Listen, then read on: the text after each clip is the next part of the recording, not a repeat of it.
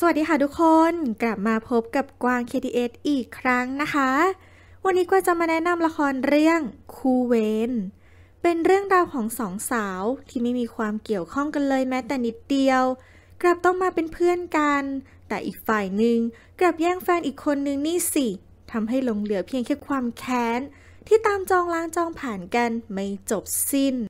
บีมเป็นสาวสตรองอัธยาศัยดีเพื่อนเยอะและเป็นผู้นำแต่มีนิสัยเสียคือใจร้อนพูดจาตรงไปตรงมาไม่ชอบโลกสวยความใจร้อนทำให้บีมักจะทำอะไรขาดสติจนเกิดปัญหาในขณะที่หวานเป็นสาวเรียบร้อยพูดจาเพราะอ่อนหวานทุกคนที่เห็นจึงมักตัดสินว่าหวานเป็นคนดีน่ารักน่าคบกว่าบีมทั้งที่จริงแล้วหวานคือคนเจ้าแผนการและชอบเอาชนะบีมและหวานรู้จักกันเพราะเกิดความวุ่นวายเรื่องชื่อที่เหมือนกันคือมาลีวันบำรุงนาครและมาลีวันบำรุงนครทั้งคู่มีชื่อและที่อยู่ใกล้กันชื่อเดียวกันและนามสกุลยังต่างกันแค่นิดเดียวความสับสนเรื่องชื่อทำให้สองสาวได้รับเอกสารผิดทางไปรษณีย์มาตั้งแต่เด็กทำให้หวานสนใจคนชื่อเหมือนต้นมาตลอดมาลีวันทั้งคู่และหนุ่มเนิร์ดปริญญากฎหมายและคอมพิวเตอร์อย่างนิกผ่านเข้ามาทำงานในสำนักงานทนายที่แผนกคดีครอบครัวภายใต้การดูแลของฉัตรทองและน้ำรินจุดเริ่มต้นของคู่เวรทั้งสามนิกหวานและบีมเริ่มต้นนับตั้งแต่นั้นบีมและหวานสนิทกันอย่างรวดเร็วบีมคิดว่าหวานเป็นคนดีและจริงใจเมื่อเห็นหวานนั่งร้องไห้เพราะนิกบีมก็เลยไปเอาเรื่องกับนิกเพราะนึกว่านิกพูดจาทำร้ายจิตใจหวานทั้งที่จริงแล้วหวานนั่นแหละขโมยเครดิตการทำงานของนิกทั้งที่นิกเป็นคนทำแต่หวานอวดอ้างผลงานนั้นจนนิกไม่พอใจเวลานั้นบีมเริ่มเอะใจเล็กน้อยจะเชื่อหนุ่มนิ่งเย็นชาปากร้ายอย่างนิกหรือจะเชื่อสาวสวยน่าสงสารอย่างหวานดีมีแค่คนเดียวเท่านั้นที่พูดความจริงและคือใครกันแน่จนสุดท้ายบีมก็พบว่านิกแค่พูดจาตรงไปตรงมาแต่ไม่โกหกตรงกันข้ามกับหวานที่พูดจาไพเราะแต่แอบแทงข้างหลังดาหวานแม่ของนิกเป็นเพื่อนสนิทกับเบนอาของบีมที่เลี้ยงดูบีมมา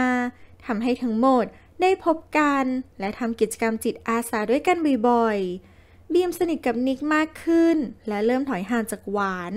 แต่หวานไม่ยอมยังตามติดบีมหนึบบีมและหวานได้รับมอบหมายทำงานเป็นผู้ช่วยทนายฉัตรทองที่มีวายุรุ่นพี่สุดหล่อเป็นพี่เลี้ยงและมีหน่อยเลขาคนเก่งของฉัตรทองเป็นผู้ประสานงานวันหนึ่งวายุประทับใจความน่ารักสดใสของบีมทั้งสองตกลงเริ่มคบกันเป็นแฟนหวานยึดบีมเป็นไอดอลปกติเวลาบีมใส่รองเท้าผ้าใบหวานก็จะใส่ด้วย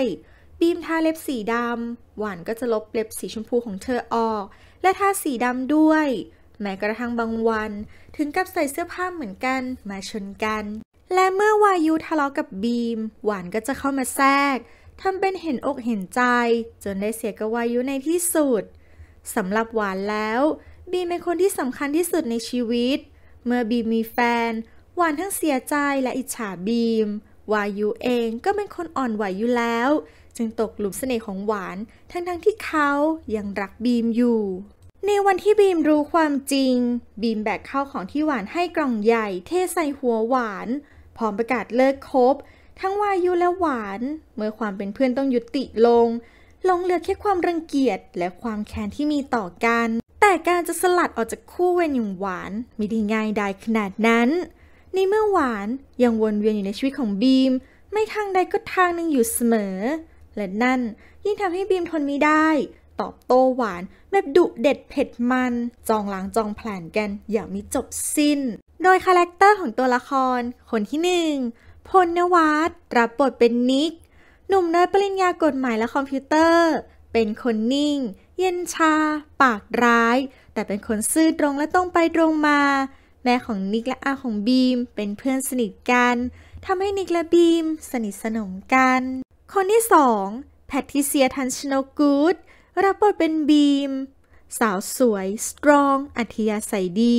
เพื่อนเยอะเป็นผู้นำแต่มีนิสัยเสียคือใจร้อน พูดจาตรงไปตรงมาไม่ชอบโลกสวย